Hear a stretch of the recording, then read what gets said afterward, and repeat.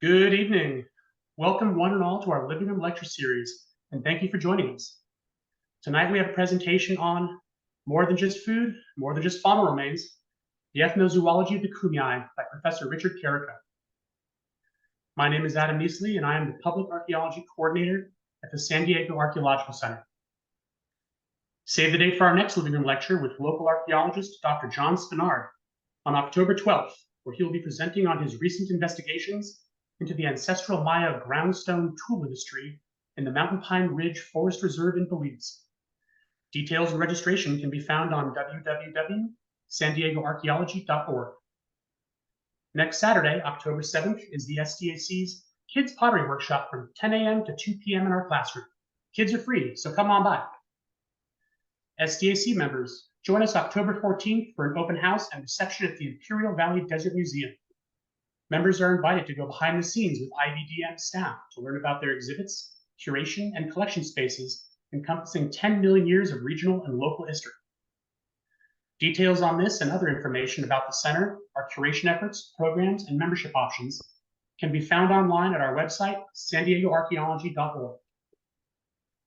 Tonight, we will be using the Q&A feature, and you can find it on your Zoom control panel. Feel free to submit questions at any time, and they will be answered at the end of the presentation during the moderated Q&A. I'm very pleased to introduce to you Professor Richard Carrico. Professor Carrico is a writer, anthropologist, and educator who grew up in San Diego and has always felt close ties to the land and its people, past and present. He is a U.S. Army veteran, is a lecturer in the Department of American Indian Studies at San Diego State University, and lives in Warner Springs, the home of the Kumeyaay people. He is a well-respected scholar, public speaker, and researcher who has made significant contributions to our understanding of local Native American culture. Professor Carrico's primary area of research is the indigenous people of Southern California and Northern Mexico, followed closely by the Spanish colonial period in San Diego County. In addition to more than 30 publications in professional journals, including the Journal of California and Great Basin Anthropology, the Pacific Coast Archaeological Society Quarterly, the California Mission Studies Bulletin, and the Journal of San Diego History, Richard is the author of The History of Wines and Wineries in San Diego County, second edition coming out this year, Images of America series, Ramona, and other books, including the revised Strangers in a Stolen Land, The Indians of San Diego County from Prehistory to the New Deal, and San Diego's Ghosts and Hauntings. Richard currently serves on the board of directors for the Imperial Valley Desert Museum, is past Southern Vice President of the SCA, and was recently awarded with the prestigious Norman Nurburg Award for outstanding contributions towards the study and preservation of California's missions, presidios, and ranchos. It is now my honor to introduce to you Professor Richard Carrico. Thank you. Very, very great introduction. I really appreciate it. So the slide that's up now is a slightly different title than the presentation title, but they fit together. And this presentation is an outgrowth of a cultural resource management project having to do with the Ocotillo wind turbines.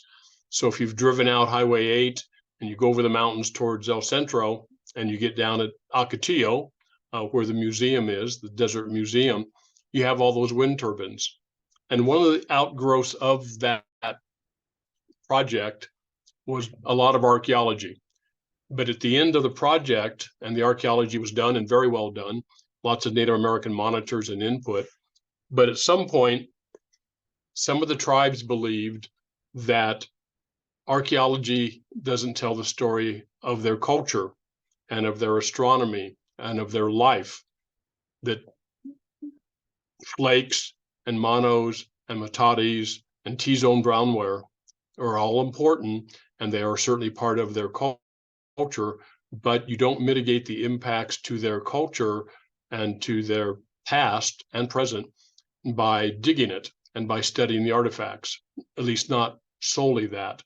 So I was lucky enough to be awarded a contract to prepare an ethnography, a large ethnography, taking a lot of the old information that many of us have studied, Constance Du Bois and Waterman, Kroeber, all of those people, and using that as a basis, but not just doing a cut and paste, and interviewing a lot of Native Americans. and bringing in the Kumeyaay voice, if you will, and taking trips with them. So people like Leroy Elliott, for instance, from Manzanita, and other Native leaders, Frank Salazar from Campo, Carmen Lucas, spent a lot of time with me and shared a lot of their thoughts and their views. And it ultimately led to about a 350-page, 400-page ethnography, which right now is at Sunbelt Publications out in, well, now they're in Chula Vista National City, under review. And we're probably going to get that thing published next year. And hopefully it'll make a contribution. So I want to acknowledge the fact that Pattern Energy spent a fair amount of money on that project. And certainly I want to acknowledge the Native Americans, the Kumeyaay folks, who shared a lot with me, took me a lot of places I didn't know about. And also my cohort, my colleague, Margaret Field, the linguist at San Diego State, we ended up with 450 Kumeyaay place names that will be part of the report. So with that as the introduction, I wanted to kind of get the word out, if you will, from one chapter from that ethnography, and it has to do with the animals and the Kumeyaay animal world. So I'm going to do something that, if you know me, I rarely do. I'm going to read a paragraph here before we launch into this. There's a tendency for archaeologists and cultural historians to segregate topics and disciplines in such a way that they can often lose their meaning. In most archaeological reports, faunal remains from animals are typically treated as food remains, or as the occasional artifact, the awls, the whistles, and the beads. While the value of animals as food and for the manufacture of implements is absolutely important, the animals themselves possessed great meaning for their Kumeyaay brothers and sisters. So the loss of animal habitat as a result of development and alterations to the landscape affects living Kumeyaay through the damage done to these animals and to their habitat. The following discussion we're going to get into here delves into the intertwined relationship of about, I think I'm covering 6 or 8 animals. In the report, there's 30 or 35. And that interaction between the humans and the animals, realizing that at one time in the Kumeyaay cosmology, animals and humans shared the same space, and animals talked and humans did not. Humans became mortals as we are today, and the animals gave themselves to the Kumeyaay and allowed them to be stalked and hunted and eaten as long as reverence was paid to those animals. So again, when as archaeologists we find animal bones on a site, to the Kumeyaay, that animal gave its life so that humans could continue to live. It's a very deep and very mature way of looking at it. So while the narrative doesn't follow every creature, because there's a lot, I think you'll get an overview out of this. Okay. So here's what you might learn, and many of you may already know this, and some of you may know it far more than I do for that matter. But for many Native people, including the Kumeyaay, there was a time when animals were persons. So I'm not going to read this to you. You know, one of the things I tell my students when they have to do a PowerPoint presentation is there's no point, bad pun, there's no point in doing a PowerPoint if you're simply going to read off of the slide. And some of you may have had professors who do that, to which I say shame on them. But Carol Beth Laird, who some of you may have read her writings on the Chemehuevi, this quote is from hers. And what she's trying to say to, to us is that animals have a very different place in the non-Western world, that the Judeo-Christian view, that they're lesser and they're separate and they're pigeonholed off to one side. But for the Kumeyaay, those animals walk astride them. So many of us have seen trails out in the desert, right? Native American trails going all manner of places. In many cases, it was perceived by the Kumeyaay that animal spirits walked with them. And it was very important that those animal spirits walk with them. So that's part of what we're going to get into here this evening. So they're integrated. I gave a talk, gosh, 8 or 10 years ago up at Verona in Kumeyaay astronomy. And after it, Junior, who you might know, Major Birdsinger, came up and said, good presentation, but you do just like all of the other white people do who study us. You pigeonhole. You've got astronomy over here, and you've got geology over here, and you've got faunal remains over here, and all the ologies. But for us, it's a cosmology, and they all go together. So nice presentation, but you really should call your presentation Kumeyaay Cosmology, and then talk about astronomy within that. So you can read this slide, sure enough, but it talks about when animals talked.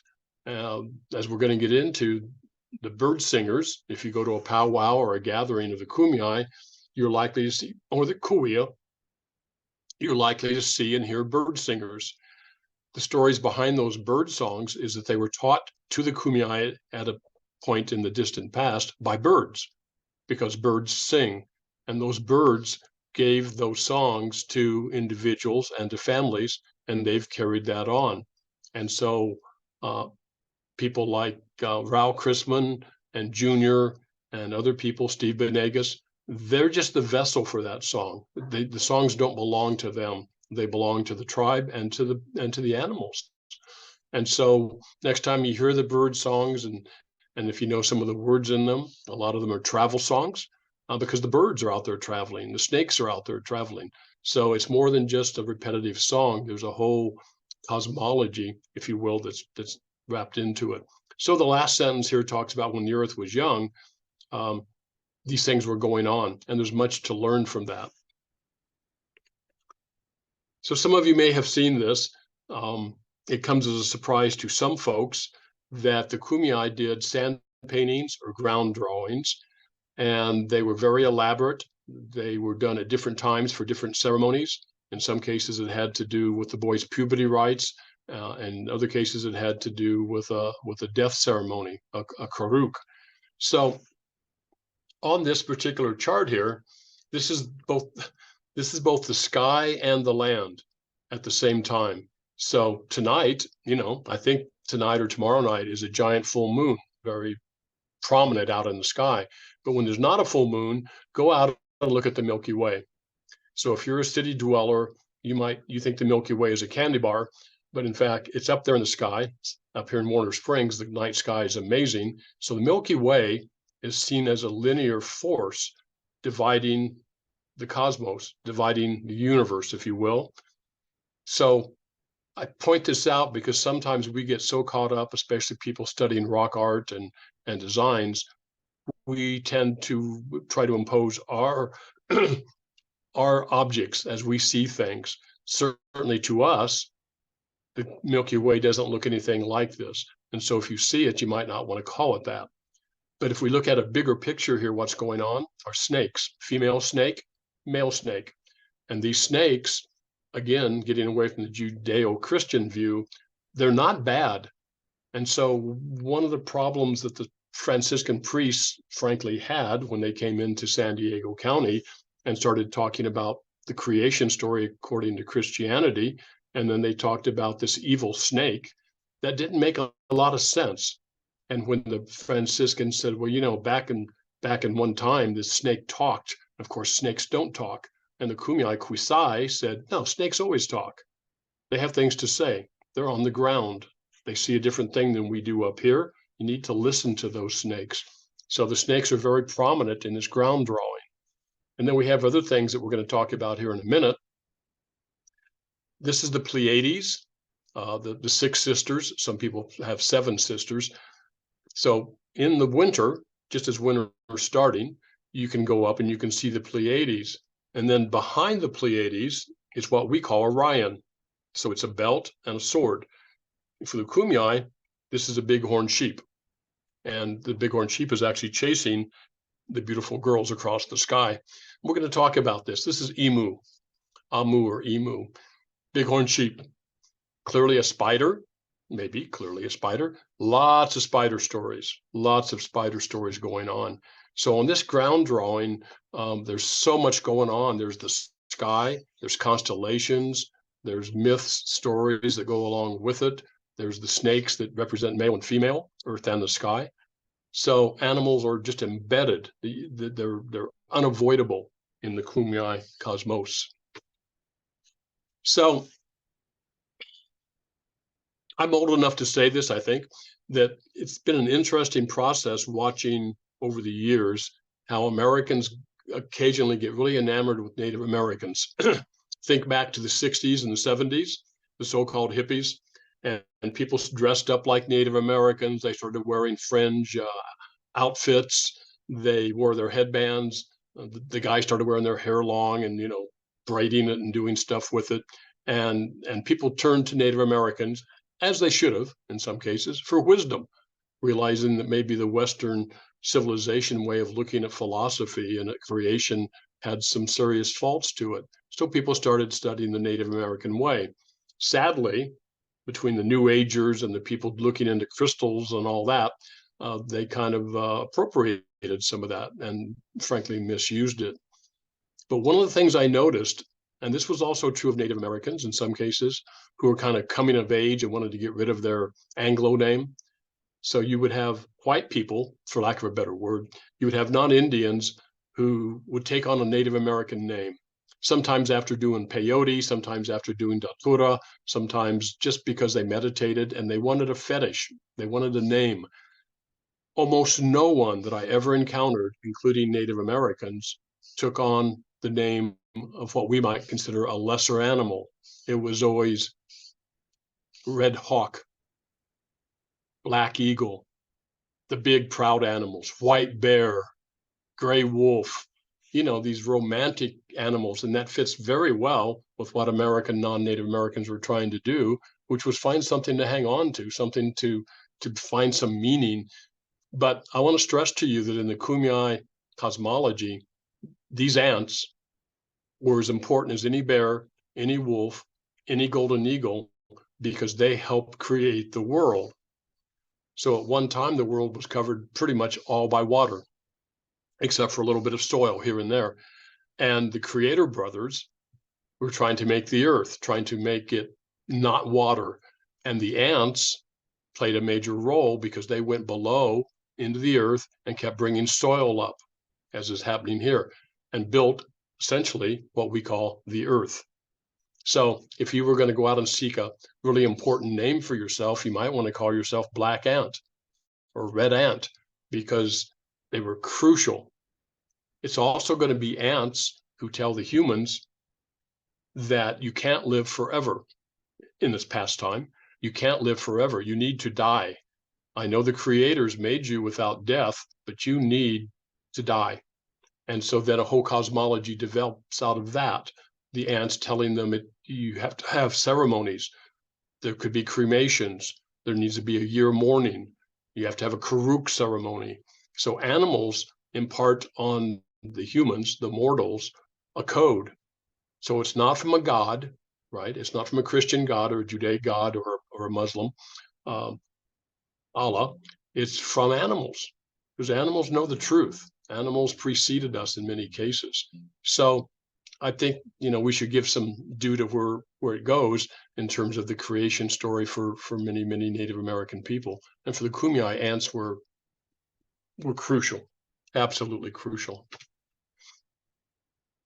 So if you've gone to a powwow or a gathering in the last few years, you may have seen some people in this photograph, and many of you probably know these folks.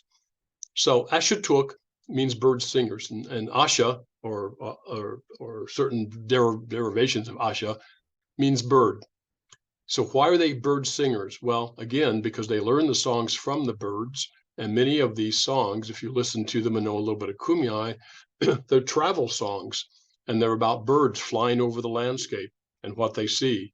One very particular one actually goes all the way, from Tijuana out here towards Warner's, goes up towards Zanza, goes up towards Riverside, goes out towards the San Diego Lagoon, comes back around, and basically it's a travel song, and it's a song of the creator, the Tochipe, and his brother moving around the landscape, looking to where to live, and then later it becomes part of the clan songs. So different clans develop their songs based on the territory that they believe that they were created in.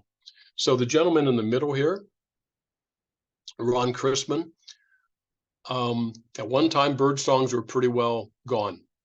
Some older people certainly knew them, but they grew up in a culture where you weren't supposed to sing them, especially if they'd gone to a boarding school. You were supposed to sing the Ave Maria. You were supposed to know the Christian hymns. And then later, you know, the more Protestant, if you will, Christmas songs and all that. So people like Ron Chrisman, Leroy Elliott, Hank Murphy, some of the elders, some of them knew these songs, but they didn't very often have a venue to sing them. And when they did, it was usually certainly not at a powwow or a gathering. It was at a death ceremony, at a karuk, or at a baptismal ceremony. So they didn't go quite away. And I'm not going to throw out some number, but if there were hundreds of songs, and there were, and there are, some men might know 10, some might know 15, but probably no one knew the complete package because they had been, quote, lost, many of them. So Ralph Chrisman here studied under his father and his uncle, and they started singing the songs in small groups. And then Leroy Elliott, who's passed away sadly, one of my favorite people in the world, he knew other songs from different clans, and Hank Murphy knew different ones. Some of you might have encountered Preston Arrowweed, Queetson. He knows lots of the songs that are Queetson Mojave, but they're derived from the Kumeyaay. And some Kumeyaay songs are Mojave. And so there's this whole integration of culture and songs going on here. These boys, this slide's about 6 years old now. These are all Rao's boys. And so you see them, and they actually have a van they drive around, and it's called the Birdmobile. And they show up at different get-togethers. And I'm sure you've seen some of them, perhaps even out at the Archaeology Center. So Rao here, he's taken it on from his father, who's not in the best of health right now, to continue these songs and to learn more. Ron Chrisman and Leroy Elliott and some other elders went back to the Smithsonian, and back there were wax cylinders that Constance Du Bois and other people had recorded of singers back in 1908, 1904, 1902, and those have now been digitized. And so there are songs being relearned from over 120 years ago, 115 years ago.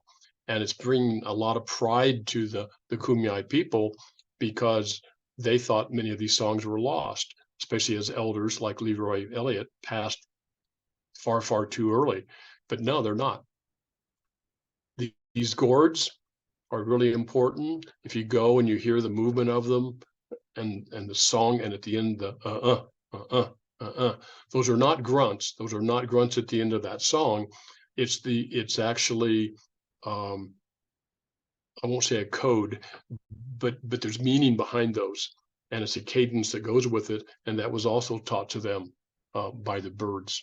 So Ashatuk, the bird singers, singing these songs. So the name for owl in Kumeyaay, and you may well know, there are different dialects of Kumeyaay.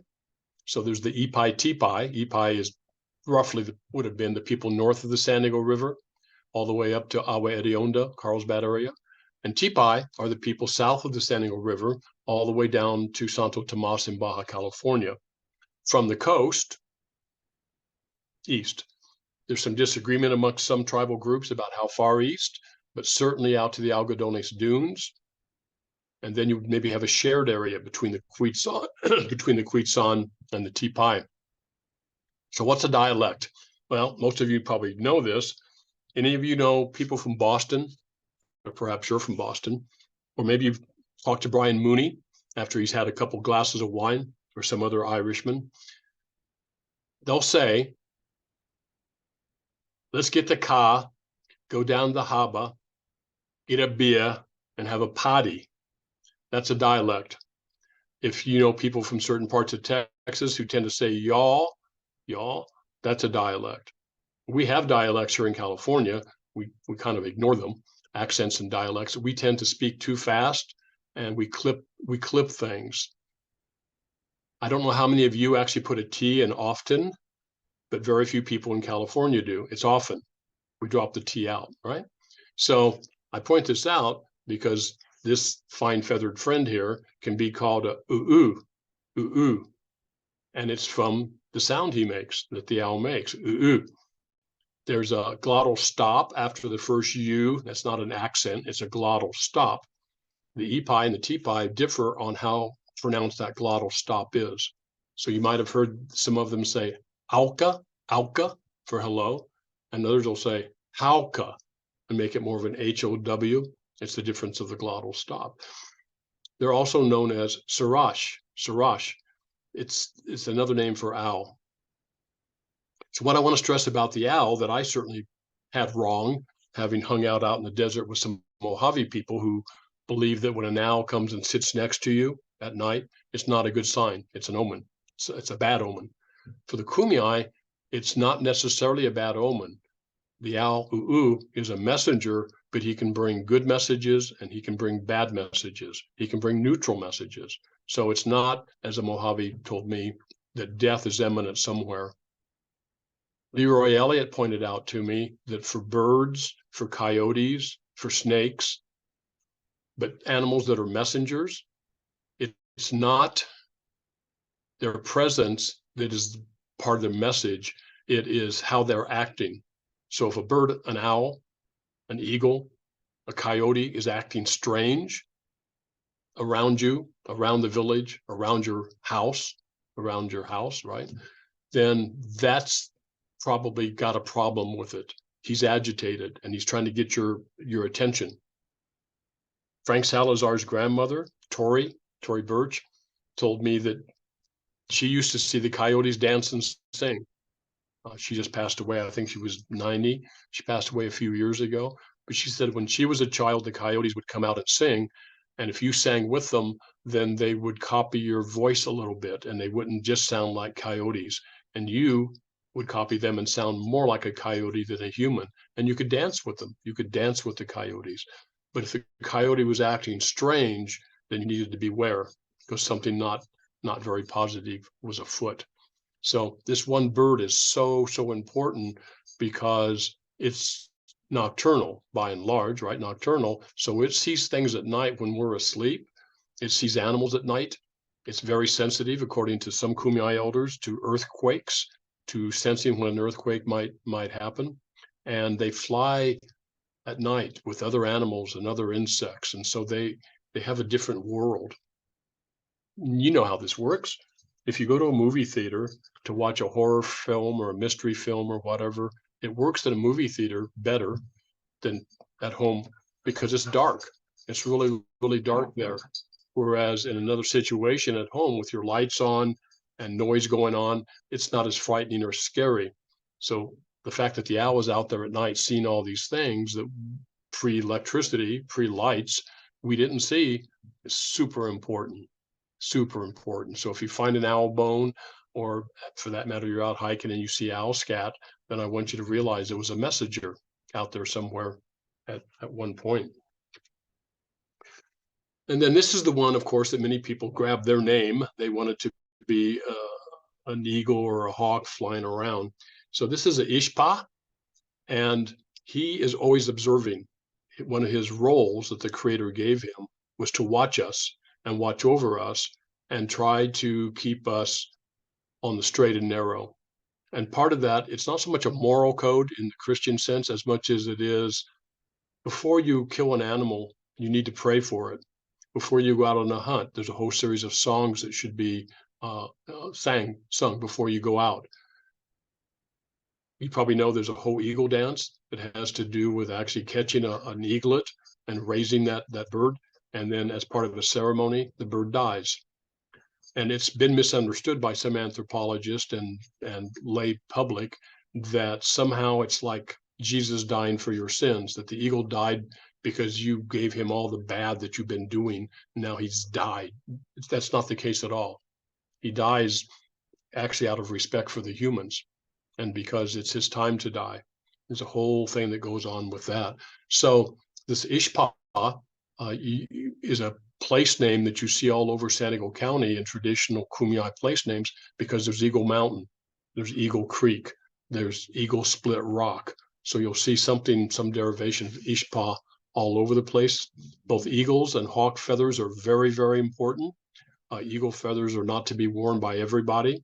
They're not to be used. You don't make the feathers on your bow, your arrow, out of eagle feathers, because they're too sacred. It's a very, very sacred animal.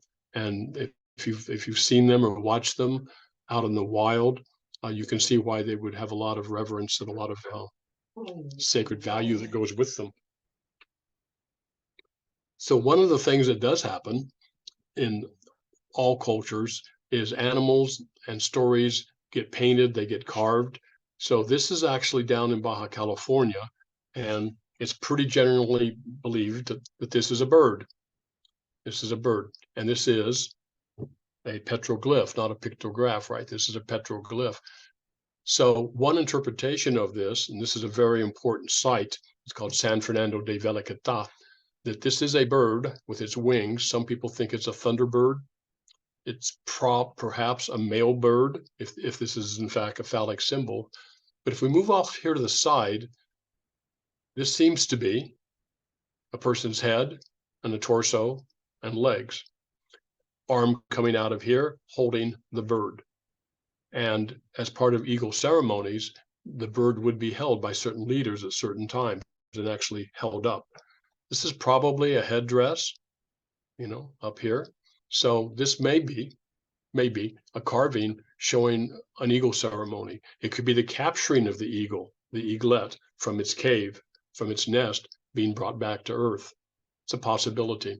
And there are others examples of this at Montevideo, down by San Borja, where there's clearly thunderbirds and humans interacting.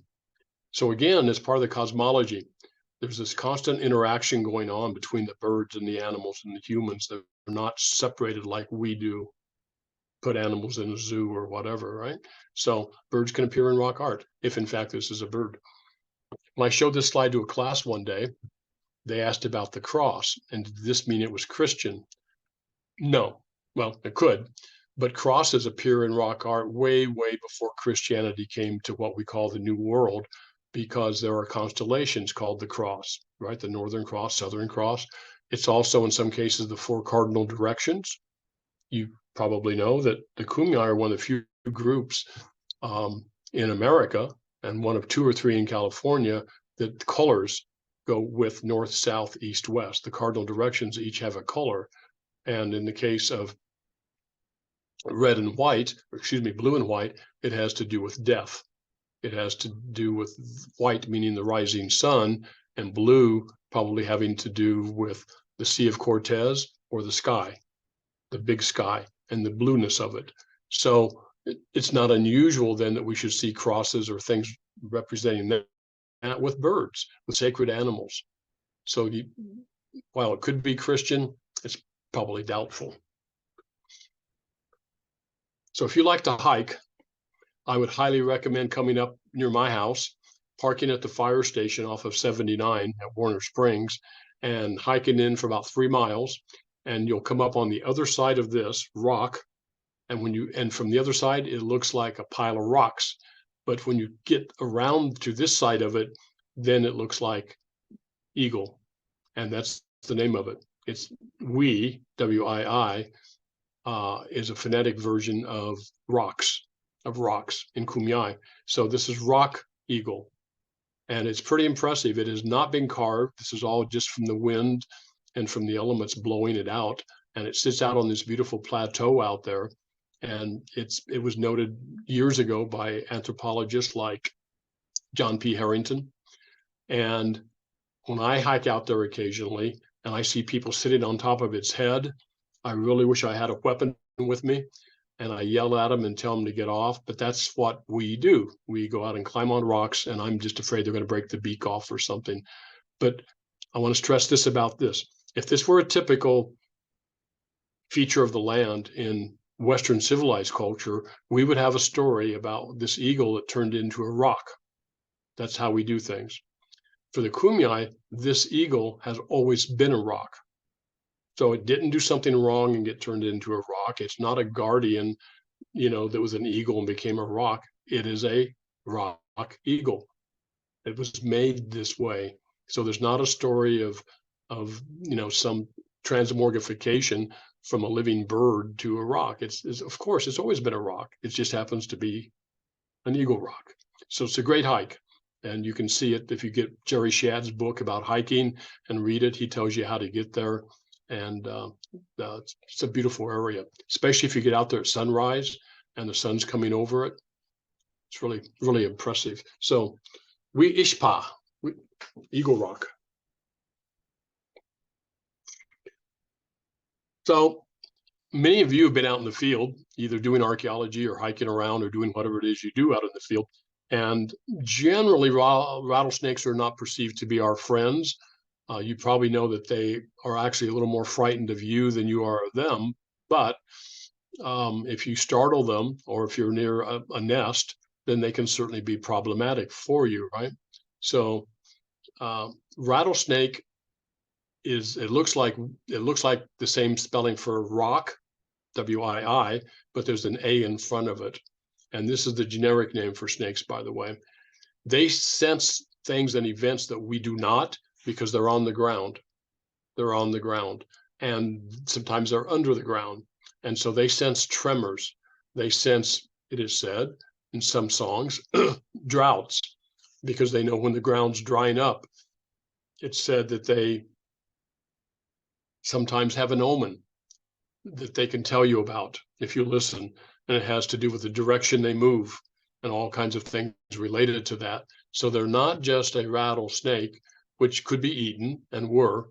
They're rattlesnake doctors, Kumeyaay, who could charm to some degree rattlesnakes, and it was believed the rattlesnake would talk to this spiritual leader, this holy man, if you will. Some of the people who lived at Manzanita and La Posta were known to be, Leroy Elliott's grandfather, known to be snake doctors. They could cure or treat your snake bite if you were bitten, but also they could calm down the snakes and listen to the rattle. So think about a gourd rattle and a rattle of a snake.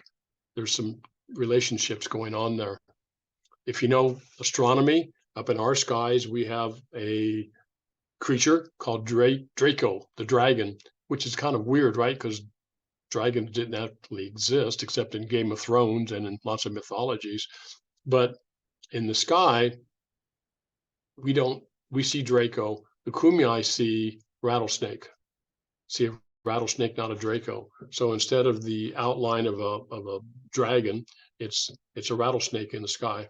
And I would highly recommend you pick up Michael Conley Mishkwish's book on Kumeyaay cosmology, where he's gone through and describes the animals in the sky and what constellations Kumeyaay people see. Sometimes it comes as a shock to us to realize that all cultures don't see the same things in the sky. What do you mean you don't see a Big Dipper? What do you mean you don't see a dragon? Well, come on, that's Orion. He's got a belt on and he's got a sword, right? Different cultures approach it very, very differently. Oftentimes in baskets, you'll see rattlesnake designs woven into the basket because it's a very important creature. And some of the old basket makers, before they were, excuse me, making them for money, believed there's a clan and there's a cult of rattlesnakes, if you will, and they would weave that into the basket, and that gave protection to the owner. That's one side of it. The other side is just beautiful, pure art. So once you get over your fear of rattlesnakes, perhaps they are an amazingly beautiful creature here on the earth, and it's kind of nice to see them in baskets. So we like to put human traits on animals. This bear is not waving at you. He's actually trying to catch fish, and so he's coming out of the water. Bears are really important spirit guides. So when some boys would go through their puberty ceremony, part of it, what they were supposed to do is come up with a fetish or a guide, spirit guide for the rest of their life. It could be an animal, and often was, but it could be a rock. It could be somewhere on the earth. It does not have to be a creature. But certainly bears, and we used to have a lot of bears in San Diego, right? There's a whole valley called Bear Valley. Valley Center used to be called Bear Valley until they killed the bears off in the 1880s, 1890s. So if you did the Datura ceremony and had your hallucinogenic experience, you might see a bear. You might hear a bear. You might think you turned into a bear. So for the rest of your life, that bear is a fetish for you. It's a spirit guide. So several people in some of the old writings of Dubois and J.P. Harrington talked about going out on the trails, going hunting, going to a rock art site, going from one village to another, and they would be protected by their bear fetish. That as long as they talked to their bear and sang a song that was specific to the bears would protect them. I don't want you to have an image of a bear walking side by side with somebody down a trail. It's a spirit. It's disembodied in many cases. It might come to you at night. It might talk to you. You might hear it off in the distance. You might even smell it. So this guide was very important. Several animals were considered to be good guides: wolves, foxes, and bears. So it's a very symbolic thing. Occasionally in rock art, Ken Hedges and others believe that you see bear claws. You know, it's a very distinguished thing. So when people say that doesn't look like a human hand in a rock carvings or a rock painting, it could well be just the bear claw. Why wouldn't you show the whole bear? You don't need to show the whole bear. You know, it's a symbol. So if you see the bear claw, and it certainly happens in Europe in the old rock art, that's the message. You see that and you go, ah, bear, the bear spirit, the bear fetish. So you don't sometimes need the whole thing. It's not representational in that sense. It's a little abstract representation. So bear is super important. Bobcat, Neami, they also can be messengers because they are all over the place. You know, when they tag bobcats, they tag cougars and realize how far they go. So bobcats, this happens to be on my property in Ramona several years ago. And this fellow would come by irregularly at different times, but during the day, quite often.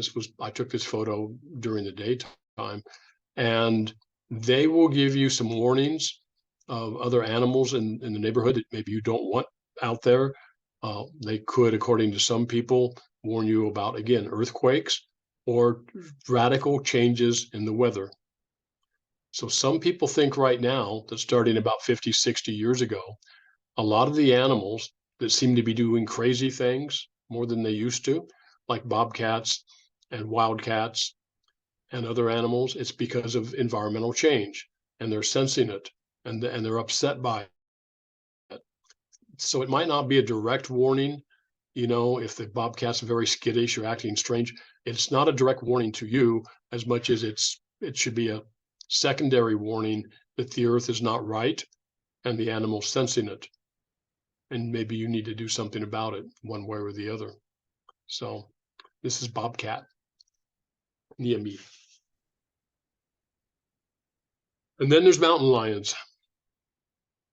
So every now and then, somebody out here where I live will take their dog to Eagle Rock, for instance, and they'll go on a hike and they'll take them.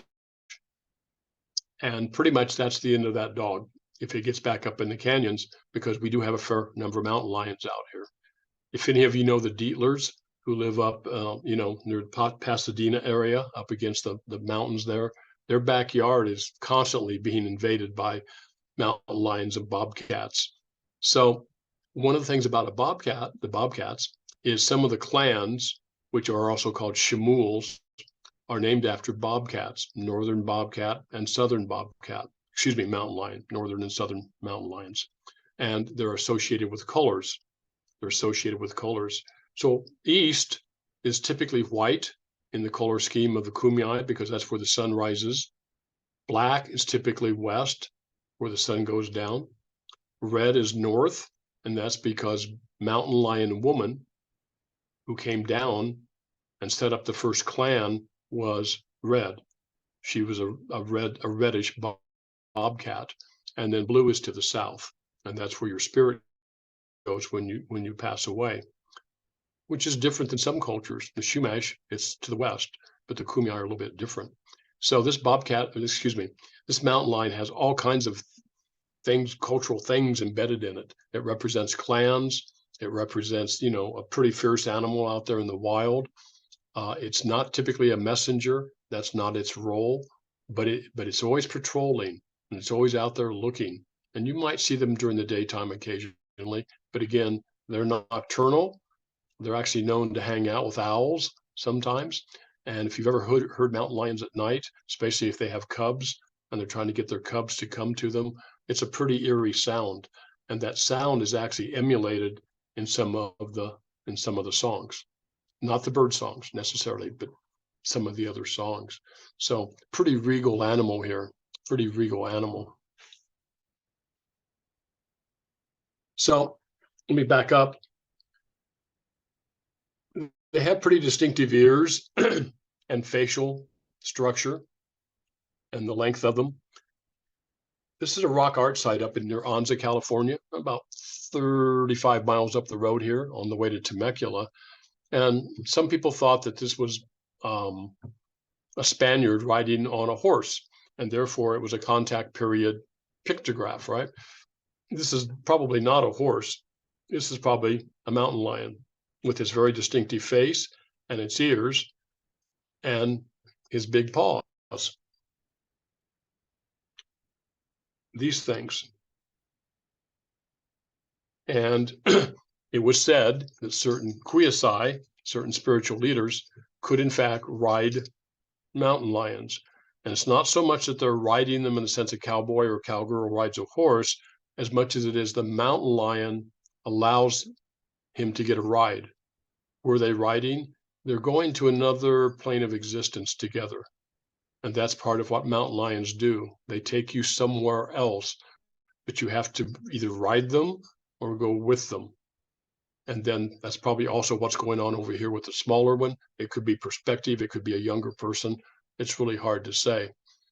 If this were a Spaniard, he would probably have a different style hat on. He'd probably have, square looking clothing. So this is probably a shaman, if you want to use that word, but the Kumeyaay word is Kumeyaay, actually riding, going with this creature into another world.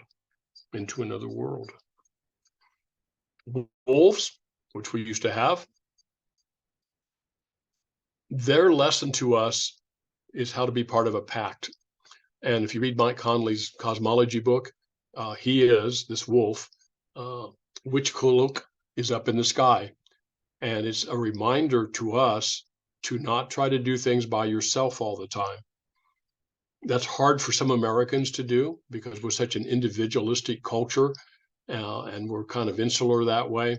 But for Kumeyaay, being part of a clan, being part of a village, being part of a family, and working together was extremely important to gather those acorns that are ripening out my window here, by the way, on my oak trees, and fishing. It's a communal thing. So wolves in the stories, there's a whole series of stories having to do with when wolves didn't stay together. They didn't stay in their pack, and not good things happened to them. There's a whole series of stories about wolves trying to tell humans, you need to work together in the pack against your enemies. And sometimes, frankly, against your friends. So if you get Conley's book, and I think some parts of it might be online, or if you go up to the Museum of Us, one of the domes in the Museum of Us building there, Mike Conley's Constellations, as interpreted by Kumeyaay elders, is up on the ceiling. And you can see the wolf up there. So he's moving across the sky. So you've got bighorn sheep moving across the sky. You got spider woman moving across the sky. You got wolves moving across the sky. It's an amazing panorama of cosmology going on up there in the sky. So again, we might see wolves as a threat to us. Certainly some cattlemen and sheep owners would like to exterminate wolves, but they're part of the environment. And again, they have messages. They have stories to teach us.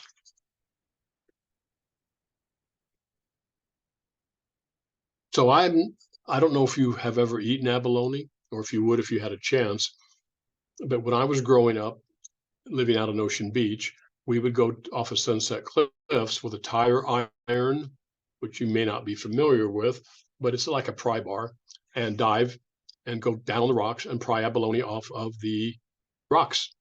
And back then you could get 3 to 4 pound abalone.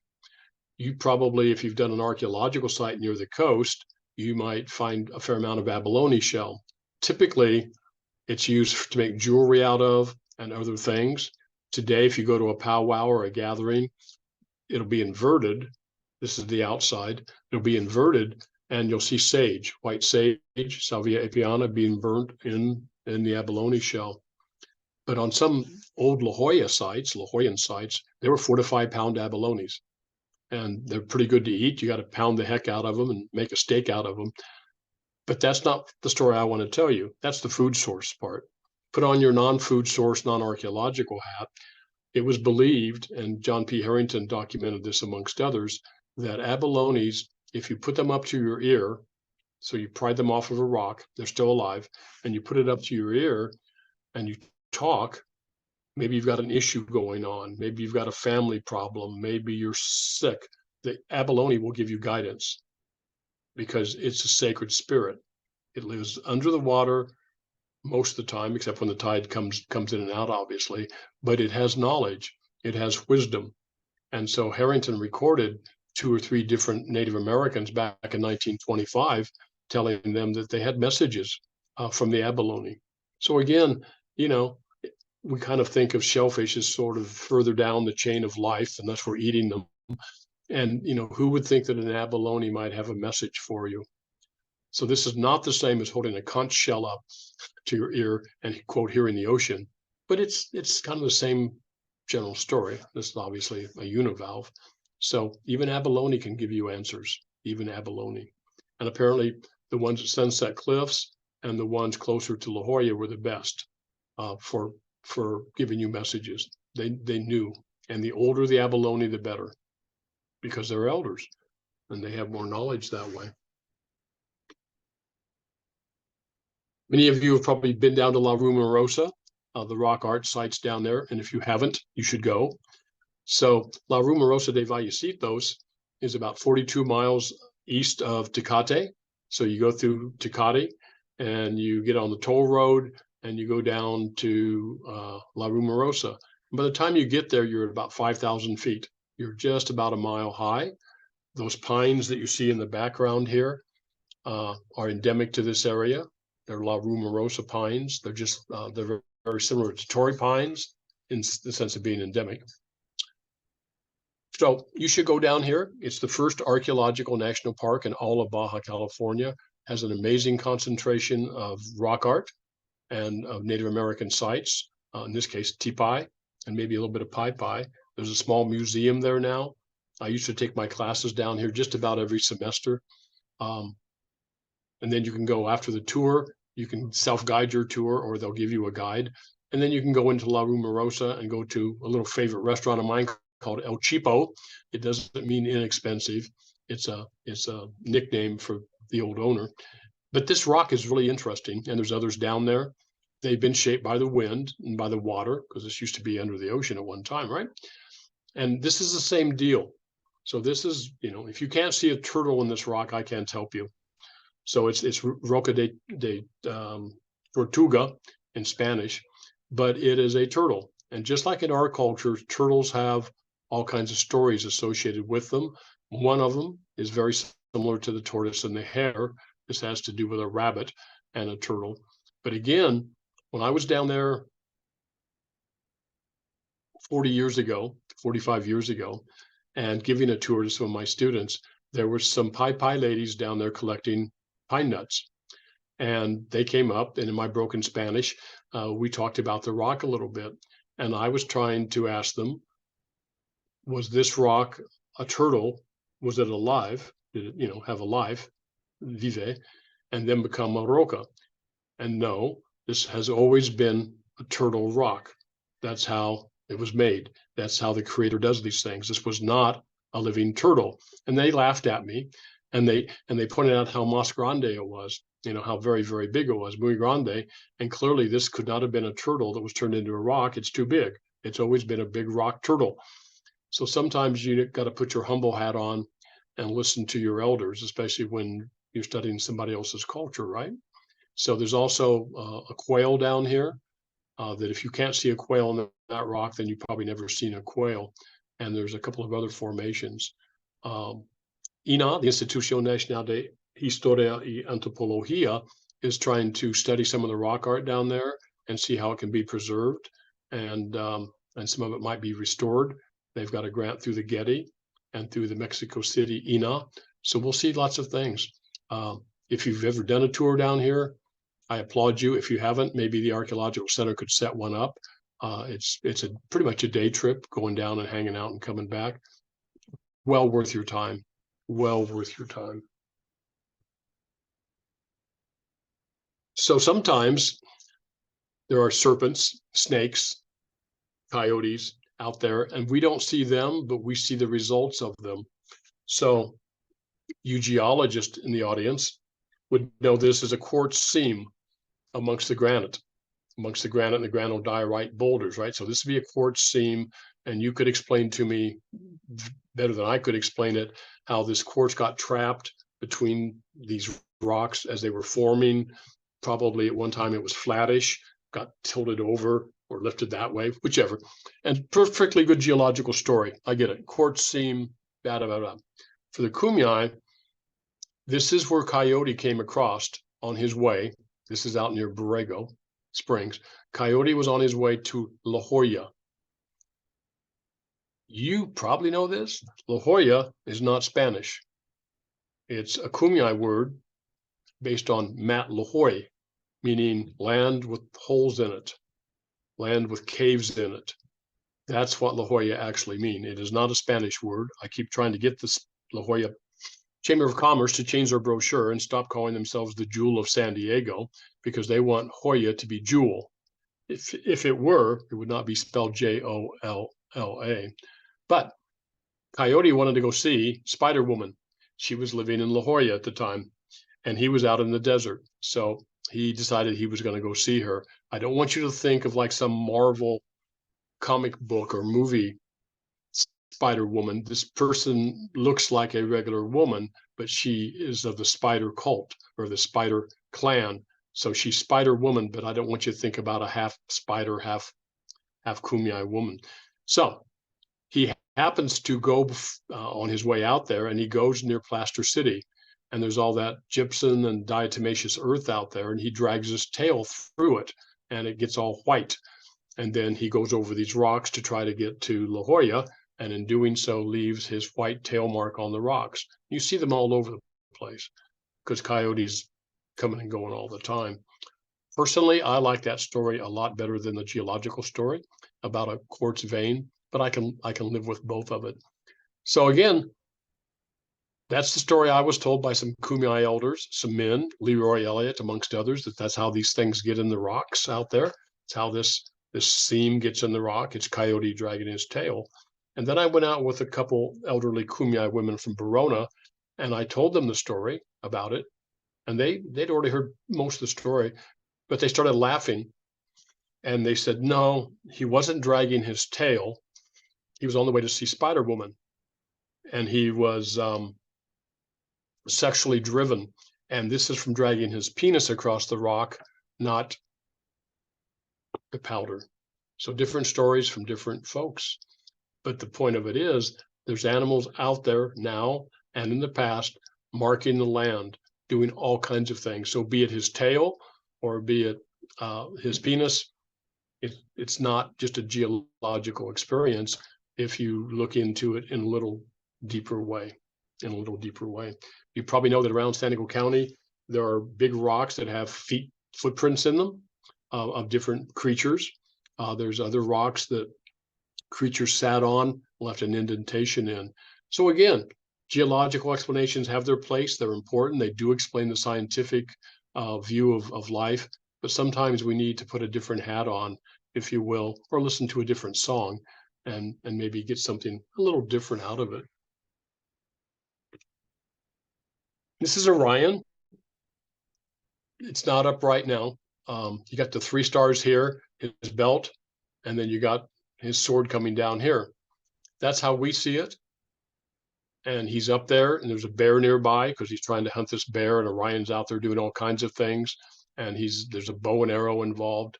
For the Kumeyaay, this is Amu or Emu, depending on the dialect of the Kumeyaay language, AKA, also known as Orion, So we call it Orion. It's Emu, and I'll show you in a second here. This has to do with Emu is a bighorn sheep. He's in the sky and he's being chased by by hunters, and he's also being protected by his grandfathers. There's two grandfathers out here protecting him from the hunters who want to catch him.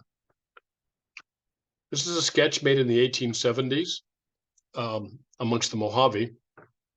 So here's our three stars, and this is Emu, the bighorn sheep. And there's a whole story that is told on this this piece of paper, if you will. So sometimes I like to point out stuff from the 1870s or Spanish documents, 1920s with Harrington, because there has been a tendency in our culture to think some of these stories were made up recently, that they're made up to tell us stuff, to tell white people stories because we want Native Americans to have stories. Some of these stories are old. They go back to pre-Spanish times. There's a story about a Kumeyaay, a holy man at the mission, who goes up behind the rocks, up on the hill behind Mission San Diego today, and he sees the devil. And the devil wants to give him some power in trade for his soul. And the Kumeyaay says, I don't need any power. I have everything. I'm very powerful. But ultimately, he gives in. He wants to be the best peon player in all of San Diego County, probably one of Dave Toller's great-grandparents or something. And so he makes a deal with the devil.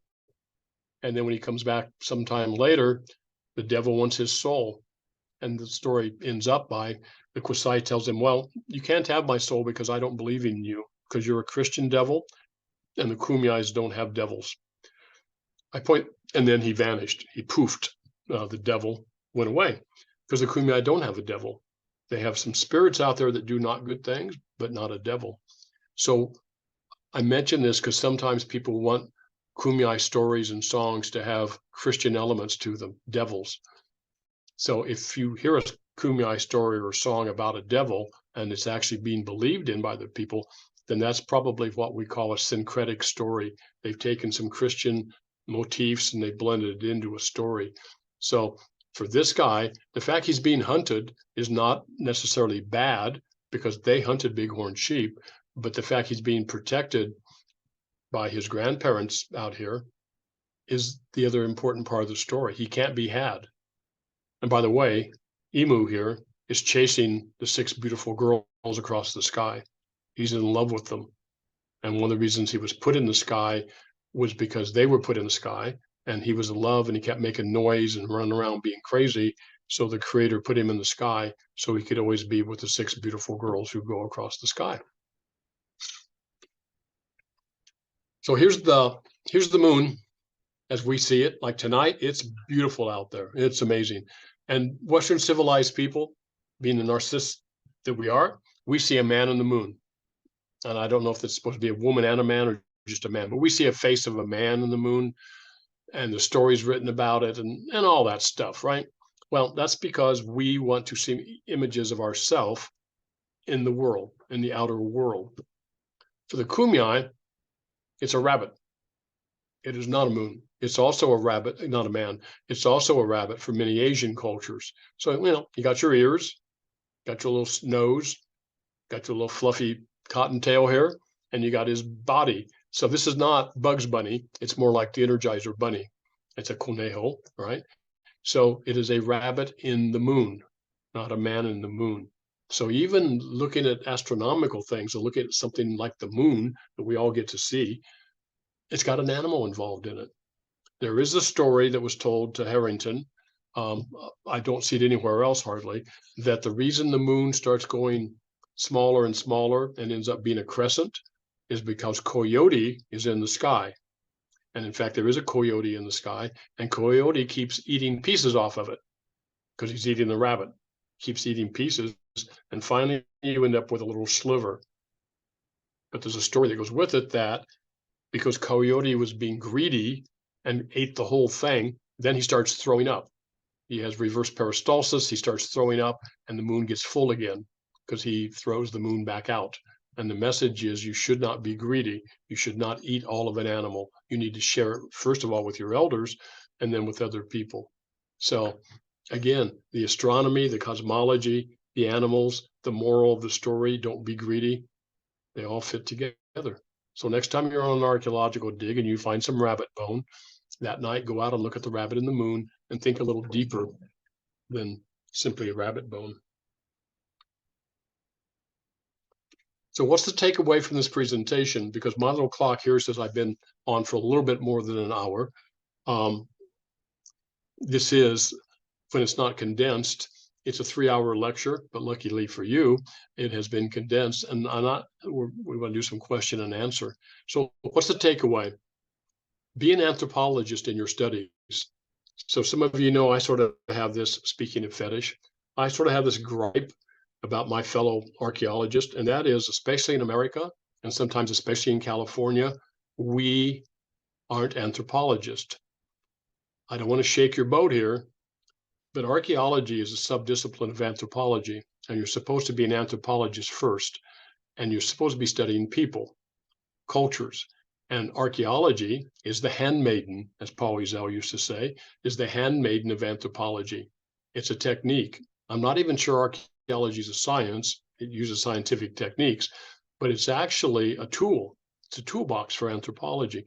So I'm not suggesting you try to work animals that talk and sing and messages into your archaeological report when you find a rabbit bone, but try to be an anthropologist. Be a humanist. Look at these things as the result of human activity. Open your eyes, maybe your heart, to the natural world around you. So even if you're not out doing archaeology, next time you're in the mountains and you see that quartz seam, think about coyote. Thank you. So I'll leave it up to brighter people than me to decide how we do this question and answer thing. Thank you so much, Richard. That was so interesting. My name is Dante Ferenga, and I'm the Development and Marketing Director at the San Diego Archaeological Center, and I'll be moderating the Q&A portion of tonight's discussion. Just as a reminder, you can submit your questions using the Q&A feature located on your Zoom control panel, and we will try to answer as many questions as possible. How did you develop relationships with Indigenous people that led them to sharing all this information with you? Well, I had a really good professor at San Diego State named Paul Wiesel, and a lot of his early work was with the group that was then called the Pima Maricopa, now the Tohono O'odham, and he learned that they knew a lot about what he was finding in his archaeological excavations out in Arizona, and so he grew up and spoke very fluent Spanish. So he always stressed, I believed, all of us who were his students, that you need to remember you're studying people. And artifacts are important and typologies are important because it organizes things in our Western civilized way. So that was the beginning of it. And I think I say this in the introduction to my book, Strangers of the Stolen Land, and I won't name the instructor like I do in the book. I was digging at the Bancroft Ranch House site in Spring Valley, which was the village of Mete. And I found an artifact. I won't go into it, but I found an artifact. And I asked Paul Wiesel about it, and he said, well, this is kind of unusual for this area. You ought to do a paper on it. You ought to, do a study for it, special study. And I went to a professor at San Diego State who'd worked in this area a lot. And I asked him, I'm thinking about going up to the reservation and asking some native people about this artifact. And his response to me, which changed my life in a good way, was, Richard, there's no reason to go talk to the people on the reservation. They are just Mexicans with feathers. I decided I needed to go talk to these people, and I did. So part of it was this, and I'm not boasting because there are Native American people out there who do not like me, who won't talk to me, but you have to be very patient. You have to listen. It's really hard, especially for people like me, who I've been accused of being an A-type personality, who want to talk and want to give, rap, because I'm a guy, mansplain, you got a problem? Let me answer it for you right now. Bang. So slow down, take your Prozac, your Adderall, whatever, slow down and listen. And sometimes it's going to seem like it's going on forever, but that's part of doing anthropology. You would take that much time to do a typology on 3 arrow points, take the time to listen to elders.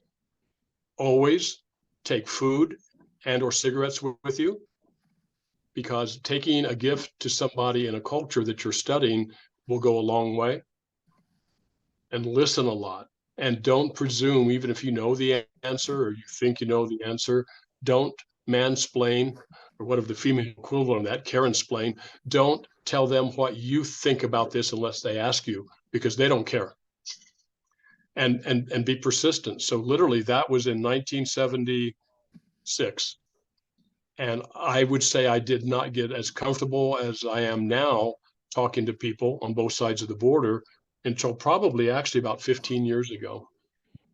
About 15 years ago. So be patient, listen, and don't be the white scientist. Be a person. And frankly, eat stuff you don't want to eat. I do not like acorn gruel. I do not like shawi. Sounds like a Dr. Seuss book, but I don't. But eat it. And if they're down in Mexico, they're grilling up some grasshoppers. Well, actually, they weren't bad. So go with the flow. Good question. Good question. So following up on that, what are you giving back to the people from whom you're taking these stories? That is very controversial. When I started getting into J.P. Harrington's notes, which if anybody is familiar with them, he did not write in code. He was not trying to hide what he was writing. He was probably a genius. What I learned by reading his 600 and some pages of his notebooks for San Diego County and 400 for Baja California is a lot of place names, a lot of ceremonies, certain songs. And so I would like to think, especially 20 years ago, and most people down here weren't looking at Harrington, I got to go talk to Leroy Elliott or Hank Murphy or someone else and share with them. And this was important, give them copies. Not just take my word for the fact Harrington said your grandfather said this, but rather here is a sketch of whatever it was, a fish and a net and a this. So I went back to Smithsonian, copied page after page after page. Now it's digitized, and gave different tribal members that literature for their own purposes. And here, do with it what you wish. Mission records. I've read every baptismal record of every Native American baptized at Mission San Diego, 4,260 of them. And I shared a lot, is my point. So what I think I gave them was things that they knew of, things that were out there that now many of them are getting grants to go study, and kind of opened that door and gave them those things. I think the non-written part of it is, I think archaeology obviously has something to contribute, and we do look at things differently sometimes, but I think I've shared a lot of material with them about, well, I'm not sure if this is the case, but this clay effigy is very similar to one found over in the Mojave area, and tried to open up some doors and cross-fertilization back and forth. And the other thing I shared with them, I can't do this without being flip. The other thing I shared with them is, some of you know, I think I'm a pretty good baker and cook. I have made a lot of chocolate chip cookies and shared with them. And in some cases, Julian Hayden, some of you might know about Julian Hayden, the anthropologist. He had a recipe for an amazing carne asada. It's actually carne guisado, it's a stew. And I would make up giant pots of that out in the field and then share that with them. So that's my short version. And what is an example of crazy behavior of animals you were talking about, like ones that would indicate an earthquake was coming? It is said by some people that when rattlesnakes come out of their shelter, be it a rock overhang or under the ground a little bit, when they come out of that, and when they really shouldn't be out, it's either too early in the season or it's a really cold day, when they come out of their protected area and seem to move around, not coil up, but seem to move around without what looks like a pattern to us, that's because they're feeling tremors. It could mean an earthquake soon. It could be somewhere down the road. In the case of coyotes, if they're out there and they're not just singing at night like they do, but they're coming actually down into villages or houses near us, And again, their tail is swishing. You know, it's like some people think when a dog gets agitated, not just a happy, that if they're doing that, in the case of an owl, owls are supposed to fly around and catch, you know, things to eat, and they're supposed to be sitting up there on that limb. They're not supposed to be dancing limb to limb to limb. That means something in the atmosphere is wrong. So those are some examples. There's different examples for virtually every animal, even the ants. Even ants get agitated. And then it's up to you or your elder, your kumeyaay, your spirit person, to interpret it for you. We can't always interpret what the animals are doing. And you said that the rock eagle in stories has always been basically an eagle that was a rock. Is there more to the story? Not for that particular one, no. Not that I know of. So I want to stress that too, because you asked me what I've given maybe to some tribal people and what they've given me back. I certainly don't presume that Native Americans have told me every song or every story, because some are not to be told to me, right? There are some, and I don't mean this egotistically, there are some that I think some people don't know today, certain songs that were recorded back in the early 1900s. So that Eagle Rock, no one up here, not the Kupeyaay, not the Kumeyaay, not the Kumeyaay, have told me a story that goes with it, except that it's extremely important and it represents the Eagle clan of this area. That's the only story I know about that. There's some features, rock features up on Mount Woodson, which by the way is called Moon Mountain, Moon Rock, because it's where the moon goes to sleep at night. If you're on the east side of Mount Woodson. If you're on the west side, that doesn't make any sense. But if you're on the east side, it's where it goes to sleep. And there are rocks up there that do have stories associated with them, with Tochipe when he was going to the ocean, when he was going different places, and he had animals with him, and their footprints are in some of the rocks. So there's a whole set of stories that go with them. Yeah. Could you dive a little into the Milky Way within the Kumeyaay world? Okay. At one point in my life, just about the time I got drafted and sent away for a while, I was going to be an astronomer, I thought. And I really liked astronomy, and I had a homemade telescope. And then I realized to be an astronomer, you had to take math classes, and that was the end of that. Yeah, that was the end of that. So I knew a little bit about astronomy. So when Michael Conley, Mishquish was from Campo, was working on his book, his monograph, and I was doing my ethnography, we cross-threaded. We saw a lot of stuff that we shared in common. And the Milky Way, for almost every culture in the world, is fantastic. There are fantastic stories associated with it because indeed, basically before all the electric lights and things, it is a beautiful thing in the sky.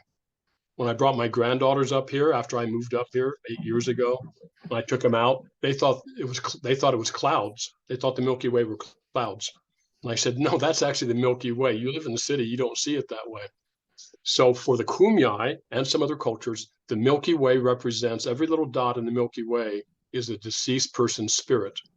Or, this gets really cosmological, it's not the deceased person's spirit because it's moved on to somewhere else. It's the remnant or the shell or the image of the deceased person's spirit. So when you die, it is believed by some, Kumeyaay, and was, that you go up into the sky after the cremation. So if you've ever been around a campfire and you stoke the fire and the little sparks go up, that's part of the soul or the spirit. And you go up to the Milky Way.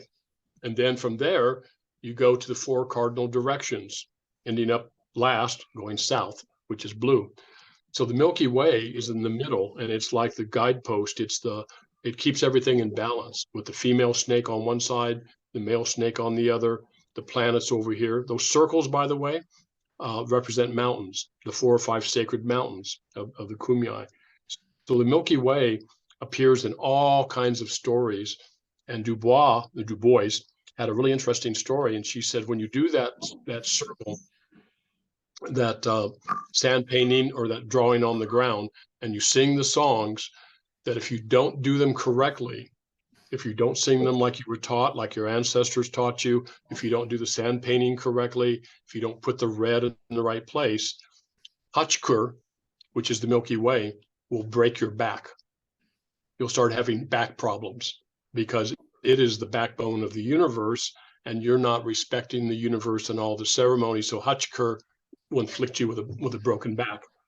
And Harrington, in 15, 18 years later, recorded a very similar story up in the Manzanita area. And there was a man who was very hunched over. There's photographs of him at the San Diego History Center. And he's all hunched over and he's got a cane. And it was said of him, he didn't respect the Milky Way.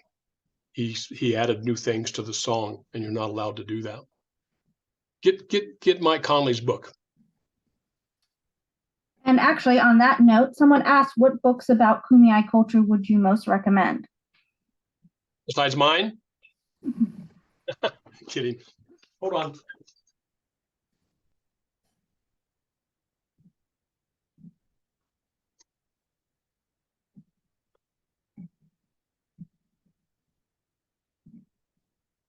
Well, if you were interested in plants, I would highly recommend Michael Wilken, who is binational, grew up in Baja California, speaks beautiful Spanish and some Kumeyaay. And Michael Wilken has written a book called The Ethnobotany of the Kumeyaay Indians. And it's about the Kumeyaay of Baja California. So if you like plants and you want to know the different uses of them, some of the taboos that go with them, certain things are to be used by males and females. Michael Wilkins, The Ethnobotany of the Kumeyaay Indians. This is my book, and this is more of a history. I'm doing another version of it now, but the first chapter is about archaeology, and then later on, and some plant use, and then it gets into the mission period and then the American period. The new version's about double this, because I spend a whole lot of time on ethnography. This is Mike Wilkins' book. It's available around town. And he goes into, I can't see that there. He goes into these different circles and stories that go with the planets and all of that. Who else do I recommend? If you want an old style anthropological study, you can read Kroeber, his Handbook of California Indians, which was actually completed in 1918, but because of World War I didn't come out till 1925. The section on Degano, because that's what the people used to be called, is still ground zero. You probably need to start with that, and then from that, learn everything that he had wrong and the things that were not quite correct. Kumeyaay.com has a website, and they give you a bibliography of books they would like you to read or articles. The Journal of California and Great Basin Anthropology has all kinds of articles in it. I would recommend anything by a guy named Jerome Levi, Levi. He's a little cosmological for me sometimes, but pick up my book, look at the bibliography, look at Wilkins' bibliography. And if you go on LexisNexis, or if you go on WorldCat, maybe you're not familiar with WorldCat, they advertise themselves as the world's largest catalog of books and articles, and type in Kumeyaay, and I'll bet you 30, 40 articles will come up. There's a lot of articles out there. Yep. And for those who are interested, we carry Michael Wilkins' book, Michael Connolly's book, and Richard Carrico's book at the center. So if anyone is interested in a copy, just let us know. You can pick one up. That's a trifecta. That's a trifecta right there. Yeah, Michael Wilken and Michael Conley Mishquish are both amazing individuals. So Michael Conley Mishquish is a Native American scholar. He's working on his PhD right now at UCSD. I think he's in his 40s maybe, so he went back and is working on that. And he wants to tell Kumeyaay's story with a Native American voice. He doesn't pretend to be the scholar. He was accused of that by some people. But there's a lot of material. I mean, when I was in school, we had card catalogs, you know, those wooden things, they had little index cards in them. Yeah. And there was not a lot on the Degano. There's all kinds of things by Waterman, a guy named Waterman, Constance Du Bois. I know some French that should be Dubois, but not in America.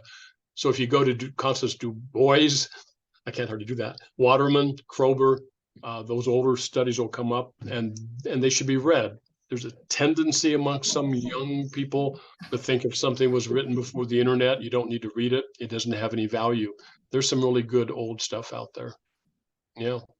Ignore anything I wrote before 2000.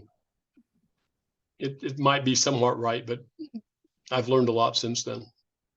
And by the way, I'm retiring from San Diego State this semester. This is my last semester at San Diego State because some young lady brought in a book and she said, "Do you recognize this book?" And I went, "Oh yeah, I used that 30 years ago." And she said, "Yeah, my dad had you." So it's time to retire. Time to retire. And we have a question. Someone mentions the Kumeyaay oral history about a large black snake that came from the Coronado Islands and taught the Kumeyaay their ceremonies and culture. Could you tell us a little bit more about that story? So that snake is on the ground, is in the ground drawings, and it depends on who you talk to, and this is true in our culture as well. It depends on who you talk to if that snake came from the Coronado Islands or from San Clemente, but from an island. So that snake had knowledge. It had all the knowledge that the humans didn't have about the songs to sing, about the world, what rocks to flake, all that. He was the Oracle of Delphi, the snake, and he was a big ass snake, huge snake. So some people went out to the island, either San Clemente or the Coronados, and talked to him and said, "Hey, we understand you have all this knowledge. We would like you to come and share it with us because we don't know very much. The Creator didn't give us a lot of knowledge." And he agreed to do it in most versions. And then they said, "Well, come now." "No, I'll come when I'm ready." So he did come and he flew. Again, there's nothing wrong with snakes flying, and he flew. And when he came to the village, and there's different talks about what village it was, he landed and the people were scared of him. They were frightened. He was big, he looked mean, and they built a house for him, a ramada, actually a tule house, and put him in there because he said he was tired and wanted to rest up. But they were so frightened of him, they set the house on fire. It's a wa, by the way. The Kumeyaay word for a house is a wa or iwa. They set it on fire and he exploded. He exploded, and different parts of his knowledge went to different places. A lot of it apparently went to Hakumba, and that's where some of the original songs came from. That's where some of the original myths came from, because that's where that part of the snake went. Other parts went to Manzanita, some went here, some went there. So the add-on to that story is that later Wolf came along and told them, "Well, Hakumba, you know the story of the two brothers, and Manzanita, you know these two songs. You ought to all get together and share that, and then you'll have the knowledge of the great snake." And they did. So that story, when it's a part of a song, is 2.5 hours long. It takes the snake a long time to get here. Yeah. All right, and we have time for one more question. I apologize if we didn't get to anybody's questions, but please feel free to pass them along to Adam or myself, and we can share them with Richard, and I'm sure he would be happy to answer them off screen. Absolutely. The last question, and this is a really interesting one here. Have you thought about a cosmology for the modern era? Surely much of the angst with modernity stems from its lack. And we're not talking about one based on ancient cosmologies like Christian or Islamic versions, but something like a modern version based on what we know today about archaeology, history, ecology, biology. What would a modern cosmology be composed of? A modern cosmology? Like one from today's age. Oh my God. I need a shot of tequila before I answer that one. No, I haven't. No, I haven't. Because cosmology shouldn't be modern. Anything that we would need to know today for whatever cosmology we might want to come up with, love thy brother. See, I lived through the 60s. Peace, love thy brother, bandanas, hard to imagine. I had a ponytail. So what I would say is study, my view would be study Get a book called The Hero with a Thousand Faces and read that book because it talks about the recurring themes going back thousands of years, Roman, Greco, Assyrian, tablets, Native American, all kinds of things. And it will point out that the same faces of Jesus, of Messiah, the same generalized stories, redemption, animals that talk, come through time. I would say study that and decide for you, and this is the Native American view of many tribes, the spiritual world, the creator, if you wish, lives within you. It's not external, it's internal. You were born with it, you have it. You don't need to go to a mosque or a church or a chapel to be closer to your creator.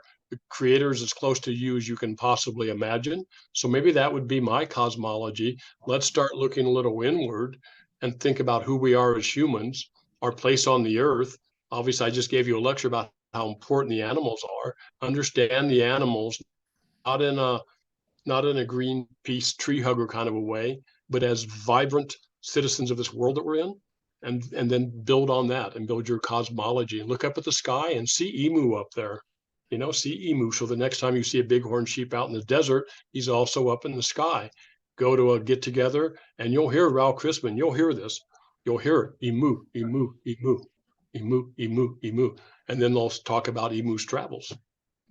Keep your ears open. Look in your heart and stop doing typologies all the time.